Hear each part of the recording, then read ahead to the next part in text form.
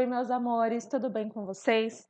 Na nossa aula da semana passada, começamos a ver sobre as máquinas simples. Lembra que nós falamos que as máquinas simples são objetos que têm função de facilitar as atividades do nosso dia a dia e que elas têm um simples funcionamento, certo? Elas podem ser ou aplicadas da maneira que elas são mesmo, de forma simples, ou fazer parte de máquinas mais complexas do nosso dia a dia. Bom, na aula passada nós já vimos alguns tipos de máquinas simples e hoje nós vamos ver os dois últimos, que são rosca e polias, também chamadas de roldanas. Então vamos lá? Bom, o primeiro objeto que a gente pode relacionar com a rosca, né, que é um tipo de máquina simples, é um parafuso.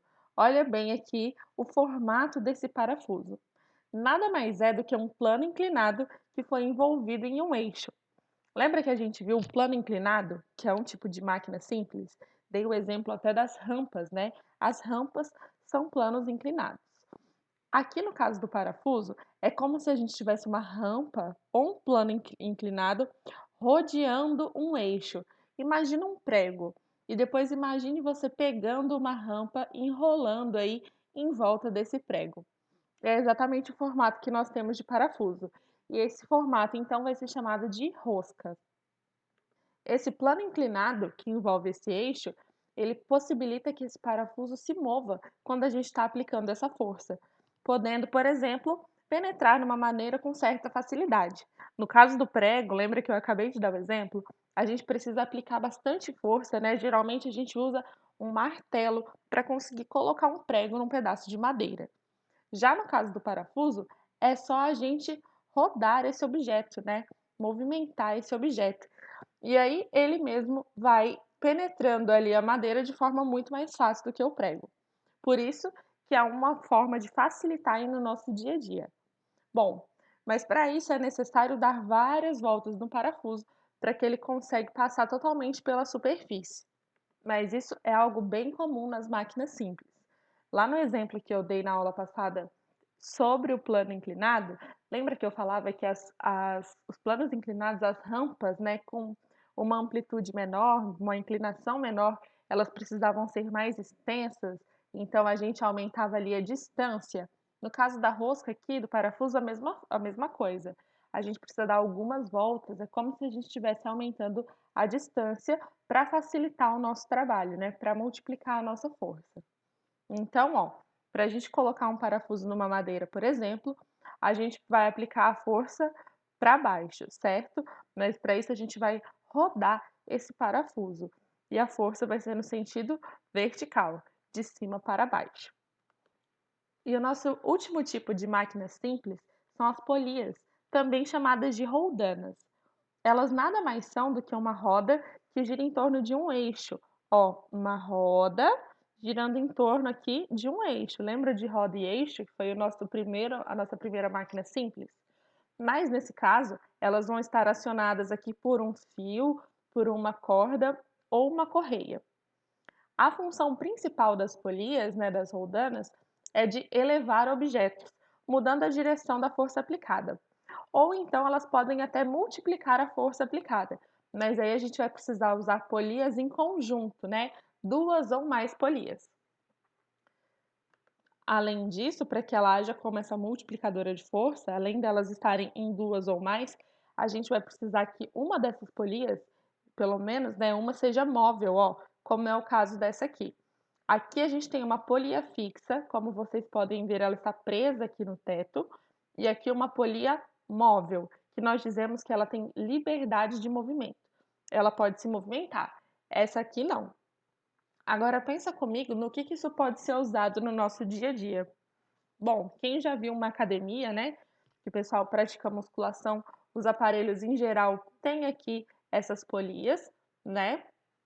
Mas também são usadas muito em obras, né, em construções, para poder levantar peças pesadas, objetos pesados, porque elas facilitam o trabalho.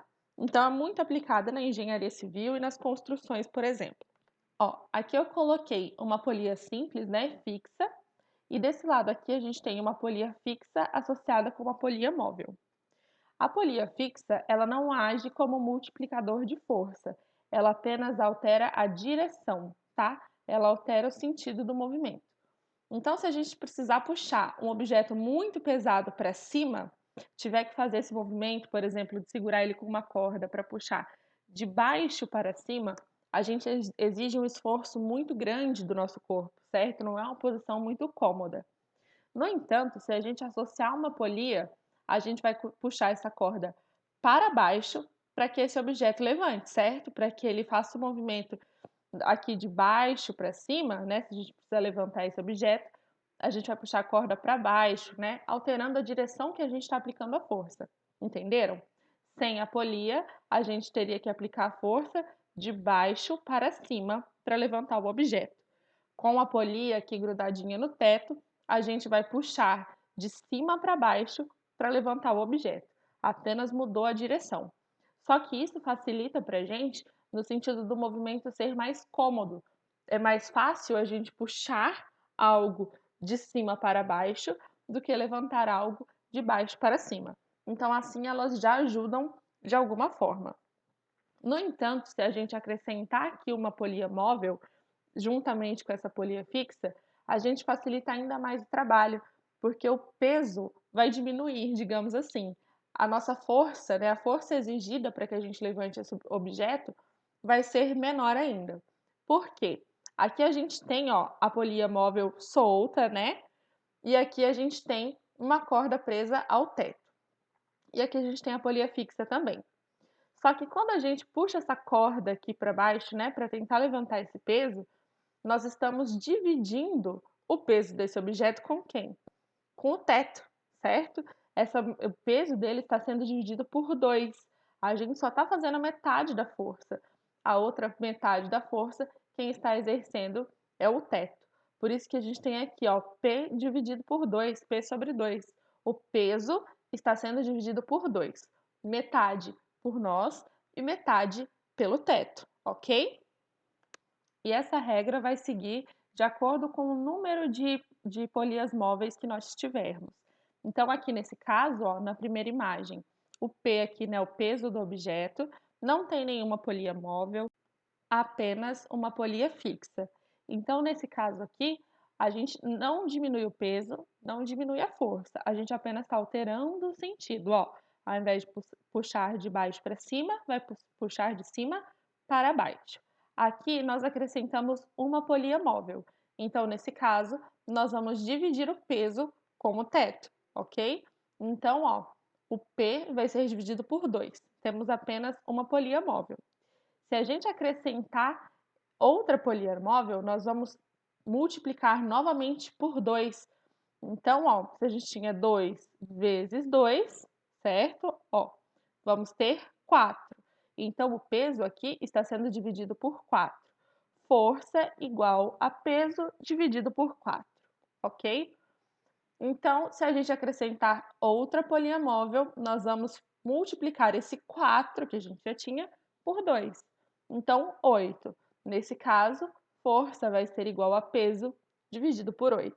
E assim vai. Se acrescentarmos outra polia móvel, vamos multiplicar aqui por 2 novamente, ok? Então, ao invés da gente calcular aqui o peso, vamos tentar fazer esse mesmo exemplo aqui usando a intensidade da força, pode ser? Então, aqui no começo, vamos imaginar que a gente teria que exercer uma força de 16 newtons para levantar esse objeto. Ao acrescentarmos aqui uma polia móvel, essa força necessária vai ser dividido por 2, porque eu vou estar dividindo a força com o teto. Então, se eu tinha 16, a força passa a ser 8 newtons. Então, se eu acrescentando uma polia móvel, dividir a força necessária que eu teria que fazer por 2, ficando aqui 8 newtons, se eu acrescentar mais uma polia móvel, como que vai ficar a força que eu preciso fazer? Então, se era 8 newtons, aqui eu vou dividir novamente esse peso por 2. Então, agora a força que eu vou precisar fazer vai ser de 4 newtons. 8 dividido por 2 igual a 4.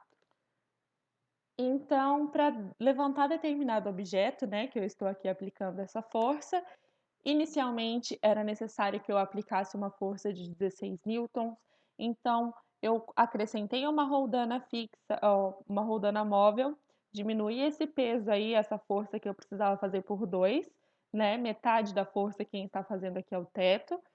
Então, eu preciso fazer só outra metade. Então, ficou 8 newtons. Achei que ainda estava pesado, acrescentei mais uma roldana móvel. Dividi esse peso que eu precisava fazer, essa força que eu precisava exercer por 2. Então, se eu precisava exercer 8 newtons até então, agora eu só preciso exercer 4 newtons de força. E se eu acrescentar mais uma roldana aqui, móvel? Se eu precisava exercer 4 newtons, vou dividir novamente por 2, porque o teto vai fazer metade da força de novo. Então, 4 dividido por 2, apenas 2 newtons de força que eu terei que fazer para levantar esse objeto. Então, pessoal, as polias têm duas funções aí no nosso dia a dia, né, que são para facilitar o nosso trabalho. A primeira delas, como eu disse, é apenas de alterar o sentido da força, o que já facilita bastante, porque permita que a gente exerça a força numa posição mais confortável, certo? Mais fácil para a gente trabalhar. E a outra é de multiplicar a força que a gente aplica. Isso permite que a gente exerça menos força, mas essa força se multiplique, né? Possibilitando que a gente levante um objeto muito maior e muito mais pesado. Eu espero que vocês tenham entendido e que consigam realizar todas as nossas atividades, tá? E qualquer dúvida eu vou estar à disposição de vocês. Um beijo e até a próxima aula.